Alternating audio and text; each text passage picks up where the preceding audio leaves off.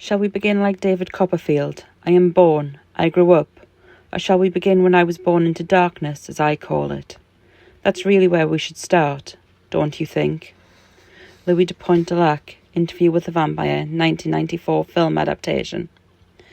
Perhaps Louis de Pointe-de-Lac was correct. Perhaps that's where my story should begin too. The words, taken from a film which I'd seen many times, imply that my life before was irrelevant. They infer that it was a fleeting dream before my rebirth as something other. That's what they told me too, the people who stripped away my humanity. The past was irrelevant, and my future, my immediate future, would be lived at another's pleasure. I'm bound now to my sire. But that wasn't the beginning either. Let me tell you what it is to be made vampire. It wasn't birth. Birth implies pushing, tearing forth into the light, screaming. Becoming immortal was to be pulled, to be tugged irrevocably into darkness. And it was silent. That's what it is to be vampire. Dark and silent. We are the shadows, the ones you catch out of the corner of your eye, only to have them vanish when you turn to look. We are that darker shade in the blackness of the night. The cool breeze that touches your throat on a frosty evening, that airy caress which makes you shiver and wrap your scarf more securely around your neck. That's us too, when we've come close enough to bite but decided you aren't the flavour of the night. Not that night, at least. You should fear each inexplicable shiver. Don't laugh and say, someone's just walked over my grave. Turn immediately and lash out. Fight, even if you think you're alone. God knows I wish I'd done so. It wouldn't have stopped him. Nothing would have stopped him. But I could have been proud of myself. Instead, I'm ashamed. I'm ashamed because I felt him there.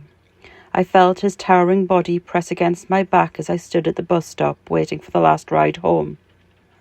His lips brushed my neck, his touch several degrees cooler than human, and inexplicably I'd frozen. That touch immobilized me, leaving me without even the urge to fight. It was an illogical, dangerous reaction. I should have fought. Any person should fight. But my mind had been filled with a hazy calm which forbade any battle. Struggling had been the last thing on my mind, even when my bus arrived and my assailant waved it on, dismissing my last hope of escape. Yet my lack of rebellion was far from the most unsettling part of the stranger's control over me. In truth, the man could have asked anything of me, and I would have complied. But he didn't need to voice any request. I knew instinctively what he wanted. I sighed and surrendered myself as he held me against his front in a lover's embrace, tipping my head and willingly giving him access to my throat. "One day you'll understand," he whispered, his tone subdued, before he licked my skin and tasted me for the first time. The strange mix of local Geordie and lilting Irish in his accent seduced me, but a tinge of uncertainty coloured his tone. In the weeks that followed, I would wonder if he really spoke to me at all. Perhaps he talked to himself, persuading himself that I'd eventually understand and accept his reasons for what he planned for me. One day, if I could forgive him. At the time, my mind's fogged meandering couldn't dwell on the strangeness of his claim. His fangs broke the flesh of my throat with a soft pop. A second of fiery pain followed before the cold numbness seeped through me. The chill began where his mouth worked, sucking hungrily at the wound left by his lengthened eye teeth. Heaviness weighed down my arms, and my legs weakened until he, the faceless, nameless creature behind me, had to support my weight. Even then he didn't stop. As he pulled my lifeblood from my body, a strange tugging sensation blossomed inside me, stronger with each swallow.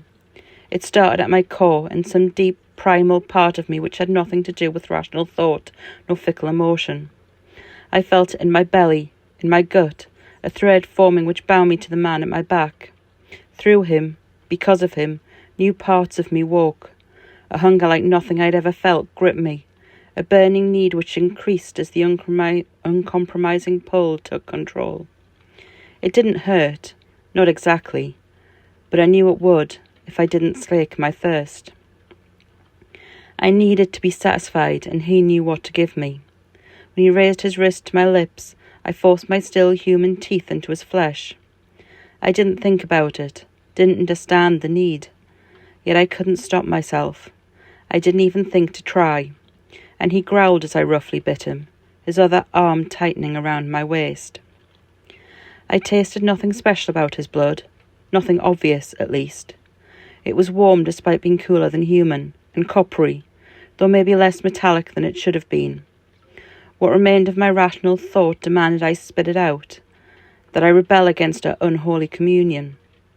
I couldn't. As hot liquid spilled down my throat, the pulling sensation urged me to give in, to relinquish my humanity and set some wild thing free. With each draw, his blood tasted sweeter on my tongue. With each needy suck, my vision dimmed, darkening, until I was nothing but unbroken blankness and my willingness to let him tear everything I was from my body. When I woke, I'd be different, altered. I'd be something which I never wanted to become. In that moment, I didn't care. It felt like a dream, a strange, ghastly, yet exquisite fantasy. The dream drew me down into the most primitive, inherent part of who I was, to a place where I would both find and lose myself. I loved and loathed that place, and I knew a simple truth. When I left it, the me I'd been would no longer exist. Eventually, even that sliver of understanding abandoned me, and when my comprehension failed, I floated in nothingness that seemed eternal.